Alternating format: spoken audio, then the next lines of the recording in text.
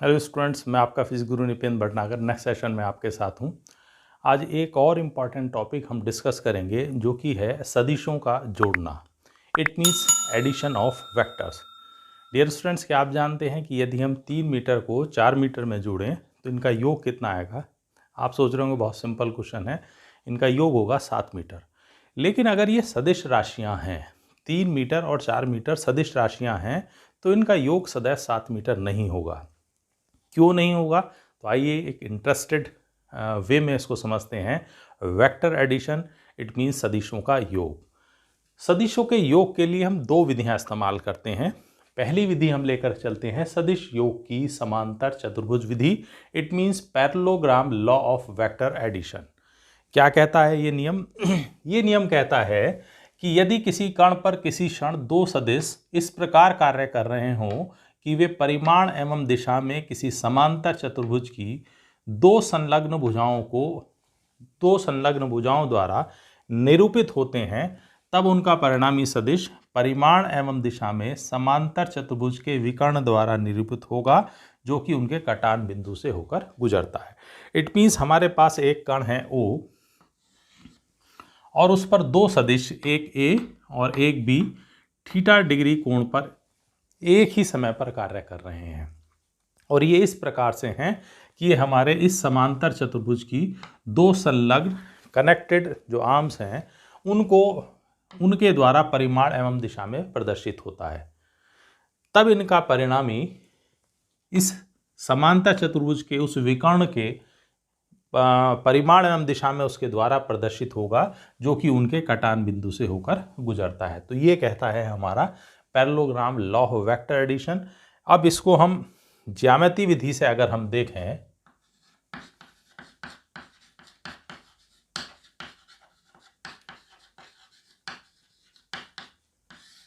अगर इसको हम ज्यामिति विधि से देखें तो हम इसको इस्तेमाल करेंगे।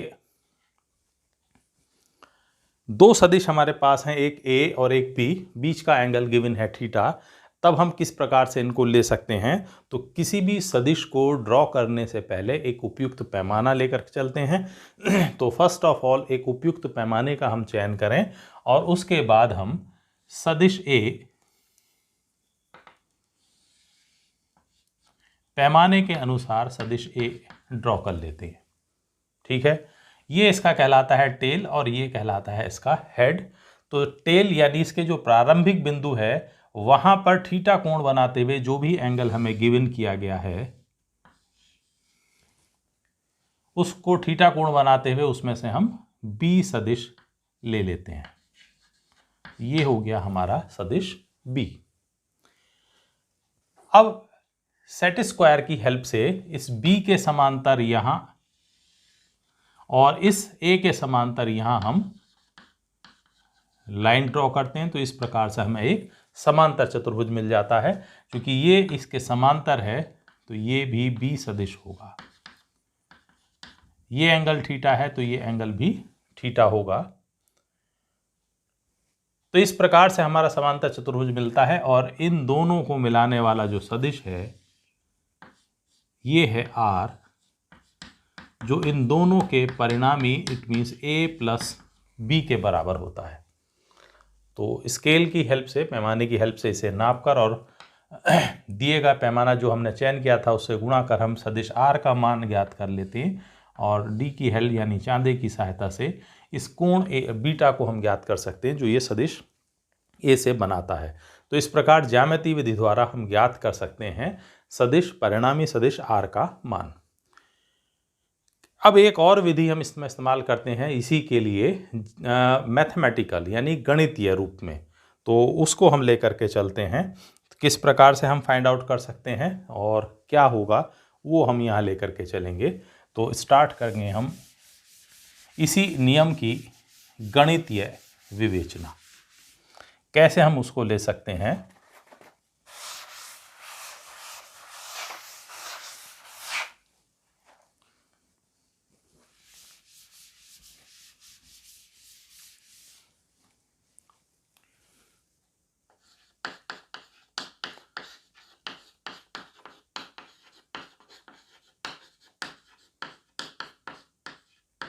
गणितीय विवेचना।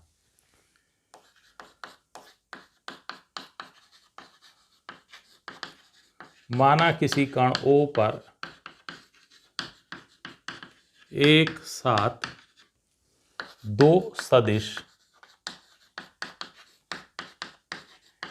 A व B थीटा कोण पर कार्य कर रहे हैं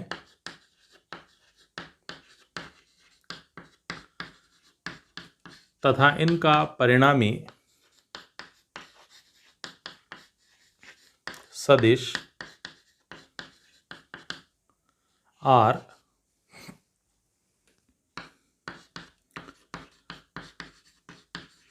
सदिश A से बीटा कोण बनाता है।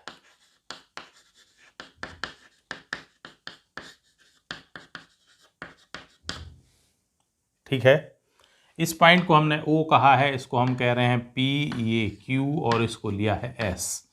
OP लाइन को हमने आगे बढ़ाते हुए इस पर यहाँ Q से लंब डाला है और ये है हमारा QM। ये हमने इस पर नॉर्मल ड्रॉ किया है। भुजा OP को आगे बढ़ाते हुए उस पर Q से लंब QM डालते हैं। ठीक है, अब हमारे पास PMQ ये है समकोण त्रिभुज। इस त्रिभुज का हम इस्तेमाल कर रहे हैं, तो हम ले रहे हैं समकोण त्रिभुज PMQ में। यहाँ सबसे पहले हम देख रहे हैं कॉस थीटा। ये एंगल थीटा है, तो इस त्रिभुज में हम कॉस थीटा लें तो कॉस थीटा बराबर क्या होता है? आधार बटे कर्ण। और यहाँ पर किसी भी समकोण त्रिभुज में जो कोण से जुड़ी हुई भुजा होती है वो आधार, 90 डिग्री के सामने वाली भुजा कहलाती है कर्ण और कोण के सामने वाली भुजा लंब। तो आधार हो गया है यहाँ PM और कर्ण है PQ। ये सदिश B है, ये भी B, यानी PQ का मान B के बराबर है, तो PQ को हम लिख सकते हैं B और दैट इज PM। या हम कह सकते हैं PM is equal to B cos theta, या PM is equal to B and cos theta, and this is equation number first. यानी ये जो वैल्यू है यहाँ से यहाँ तक ये आया है B cos थीटा। इसी त्रिभुज में अब हम देखना चाहते हैं साइन थीटा, तथा साइन थीटा बराबर होगा लंब यानी QM और बटे कर्ण यानी PQ। PQ का मान है B के बराबर, या सीधे से QM बराबर आ जाता है B और sine theta, and this is equation number second. यानी ये जो QM है ये आया है B साइन थीटा। यहां से यहां तक हमारा A के बराबर है परिमाण, ये B cos थीटा और ये आ गया है B साइन थीटा। ठीक है, अब हम समकोण त्रिभुज ले रहे हैं OMQ। तो समकोण त्रिभुज OMQ में किसी भी समकोण त्रिभुज में आप जानते हैं कर्ण का वर्ग बराबर होता है लंब का वर्ग प्लस आधार का वर्ग। तो यहाँ कर्ण है OQ square is equal to OM square plus QM square. तो कर्ण का वर्ग बराबर ये है आधार का वर्ग प्लस लंब का वर्ग। OM, ध्यान से देखिए इसको, OM इसको हम लिख सकते हैं OP प्लस PM। दोबारा देखिए, OM यहाँ तक है, इसको हम लिख सकते हैं OP प्लस PM। तो यहाँ हम OM को लिख रहे हैं OP plus PM square plus QM square. अब हम वैल्यूज सब्स्टिट्यूट कर रहे हैं। OQ इसका मान है R के बराबर, तो that is R square OPA PM B cos theta and इसका स्क्वायर, एंड QM है B साइन थीटा।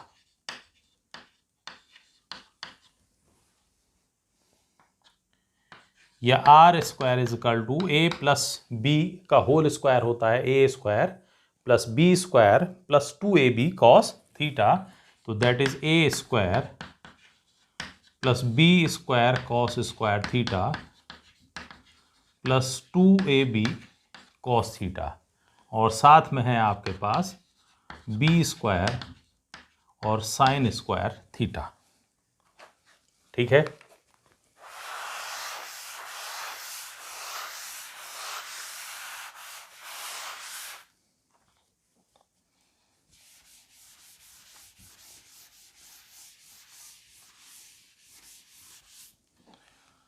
अब इन दो स्टेप में यहाँ B square cos square theta और यहाँ B square sine square theta, दोनों में से बी स्क्वायर कॉमन ले लें तो R square is equal to A square, और बी स्क्वायर लिया कॉमन तो यहाँ बचता है कॉस स्क्वायर थीटा और यहाँ बचता है साइन स्क्वायर थीटा, प्लस साथ में है 2AB cos theta, and cos square theta plus sine square theta is equal to होता है 1। तो R square is equal to आ जाता है A square plus B square plus 2AB cos theta, या simply R is equal to under root of A square plus B square plus 2AB cos theta. तो इस सूत्र की सहायता से हम गणितीय रूप से ए, बी और थीटा की वैल्यू सब्स्टिट्यूट कर परिणामी सदिश आर का मान ज्ञात कर सकते हैं। किसी भी सदिश में परिमाण और दिशा दो चीजें होती हैं, तो यहाँ आर का परिमाण हमें ज्ञात हो गया है, लेकिन हम दिशा भी ज्ञात करना चाहते हैं। तो पुनः इसी त्रिभुज, समकोण त्रिभुज का हम इस्तेमाल कर रहे हैं, किसका? OMQ। तो फिर इसी त्रिभुज में ले रहे हैं समकोण त्रिभुज OMQ में tan इज इक्वल टू होता है लंब यानी QM और बटे आधार यानी OM। फिर वही कंडीशन, OM को लिख सकते हैं OP प्लस PM और वैल्यू सब्स्टिट्यूट करें तो tan beta is equal to QM की जगह तो B sine theta upon A plus B cos theta. तो इस सूत्र की सहायता से हम दिशा बीटा भी ज्ञात कर सकते हैं जो परिणामी सदिश सदिश A के साथ बनाता है। तो ये हमारा मैथमेटिकल एक्सप्रेशन हमने लिया है, जिसमें हम गणितीय रूप से यानी ज्यामिति विधि ना इस्तेमाल करके, वेक्टर्स बना करके ना, हम सीधे मैथमेटिकल रूप में इन सूत्रों की सहायता से परिणामी सदिश आर और उसकी दिशा ज्ञात कर सकते हैं। तो वेरी इंपॉर्टेंट टॉपिक जो है सदिश योग का समांतर चतुर्भुज विधि। दो मेथड हमने बताए थे, तो पहला मेथड डिस्कस किया है, दूसरा मेथड देखें इसके बाद, वो है सदिश योग की त्रिभुज विधि। तो next topic, it means second method,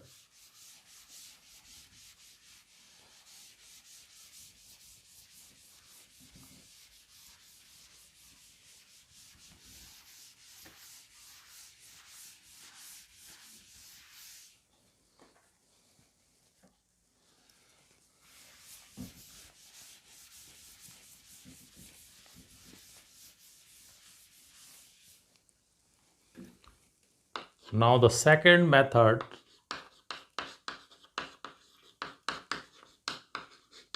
सदिश योग की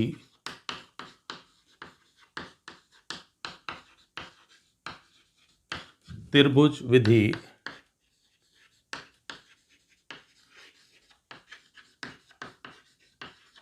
triangle method of vector addition.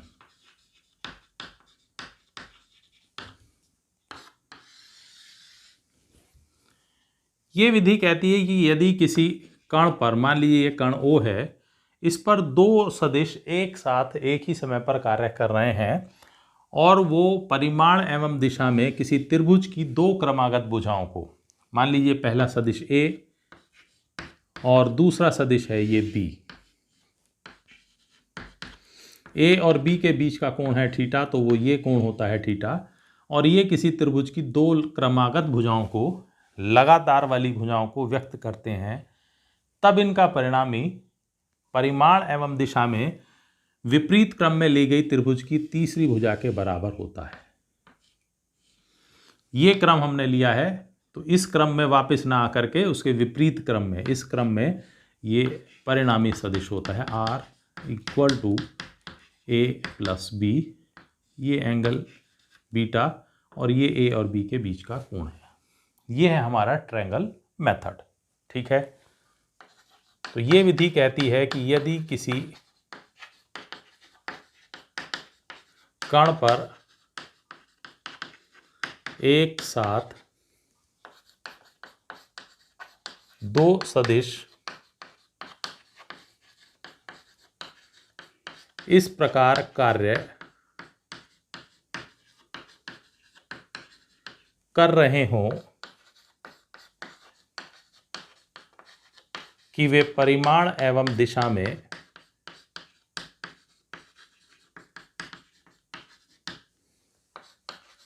किसी त्रिभुज की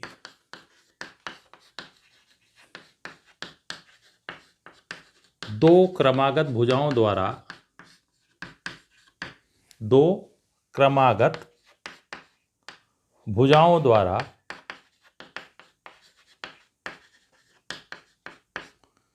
व्यक्त किए जा सकते हों,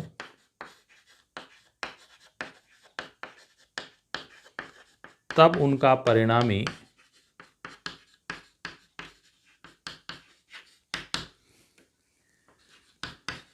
परिमाण एवं दिशा में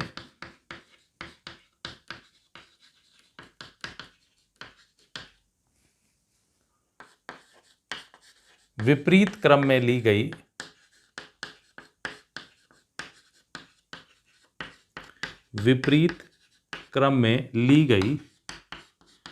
त्रिभुज की तीसरी भुजा द्वारा व्यक्त होता है। तीसरी भुजा द्वारा व्यक्त होता है। तो ये है हमारा ट्रायंगल मेथड, त्रिभुज विधि। इसमें भी ज्यामिति और गणितीय विधि दोनों का इस्तेमाल किया जा सकता है।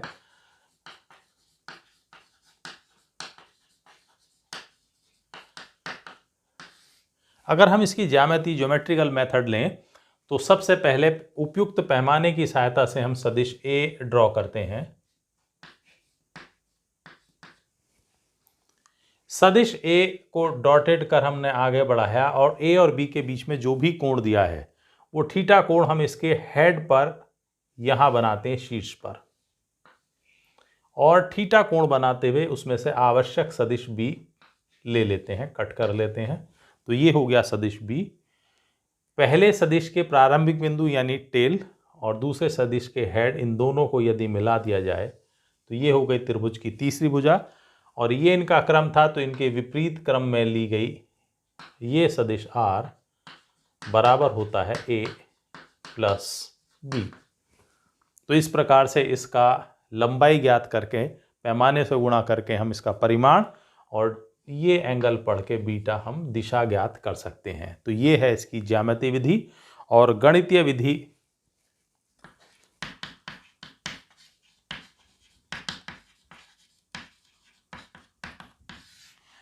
विधि बिल्कुल सिमिलर वही है कि यदि हम यहाँ नॉर्मल ड्रॉ कर लें, ये पॉइंट O, P, Q और ये पॉइंट M। तो पूरा गणितीय जो विधि से डेरिवेशन है वो समांतर चतुर्भुज के अंदर जो इस्तेमाल किया गया वही जस्ट आता है और सूत्र वही प्रूफ होकर के आते हैं। R is equal to under root of A square plus B square plus 2AB cos theta, और दिशा ज्ञात करने के लिए tan बीटा इजकल टू है B sine theta upon A plus B cos theta.